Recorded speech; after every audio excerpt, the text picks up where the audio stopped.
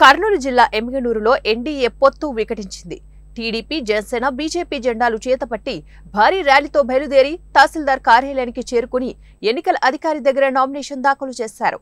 అనంతరం మురహరిరెడ్డి మాట్లాడుతూ పొత్తులలో భాగంగా టీడీపీ అభ్యర్థిని ప్రకటిస్తే తాను మాత్రం బీజేపీ, జనసేన నాయకులను పట్టించుకోలేదని, అందుకే ఇవాళ ఉమ్మడి జనసేన, బీజేపీ ఆధ్వర్యంలో నామినేషన్ వేశానని, తనకు అధిష్టానం నుంచి బీఫామ్ వస్తుందని ఆశాభావం వ్యక్తం చేశాడు. ఇదిలా ఉండగా అసలు ఈ ఎన్డీఏ కూటమిలో కార్యకర్తలు ఎటువైపు వెళ్లాలో అర్థం కాక అయోమయంలో పడ్డారు.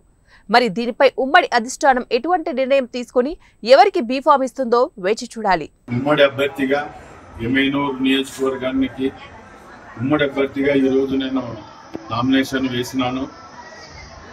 ఎమ్మిగనూరు ప్రజలు 3 పార్టీలోన ప్రతి ఒక్క కార్యకర్త, నాయకులు నాకు సహకరించినటువంటి ఇక్కడ ఉన్నటువంటి 3 పార్టీలకు సంబంధించిన కార్యకర్తలకి మరియు ప్రజలకి అందరికీ నేను హృదయపూర్వక నమస్కారాలు చెప్తున్నాను.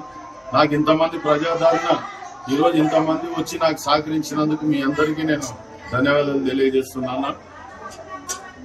ఉమ్మడి అభ్యర్థిగా నాకు బీఫారం వస్తాదని నాకు దృఢమైన నమ్మకంతో, విశ్వాసంతో నేను ఈ పని చేసినాను. ఎందుకంటే ఎమ్మిగనూరు నియోజకవర్గంలో భారతీయ జనతా పార్టీ ప్రతి బూత్ లో బలంగా ఉంది కాబట్టి ఖచ్చితంగా రాష్ట్ర పార్టీ కానీ కేంద్ర పార్టీ కానీ గుర్తించి ఉమ్మడి ఎన్డీఏలో నాకు పార్టీలో ఉమ్మడి అభ్యర్థిగా నాకు బీఫారం ఇస్తారని నేను అనుకుంటున్నాను. ఆ భగవంతుడిగానే నాకు సహకరించాలని కోరుతున్నాను. ఇప్పటికే ఉమ్మడి అభ్యర్థిని ప్రకటించినారు కదా, మళ్ళా మిమ్మల్ని ప్రకటిస్తారని మీరు అనుకుంటున్నారు? బీఫారం ఇంకా ఇవ్వలేదు.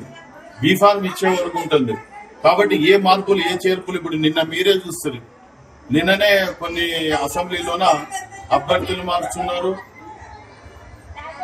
పార్టీ మార్పులు జరుగుతున్నాయి. కాబట్టి ఒక అవకాశం నాకు వస్తుందని నేను అనుకుంటున్నాను.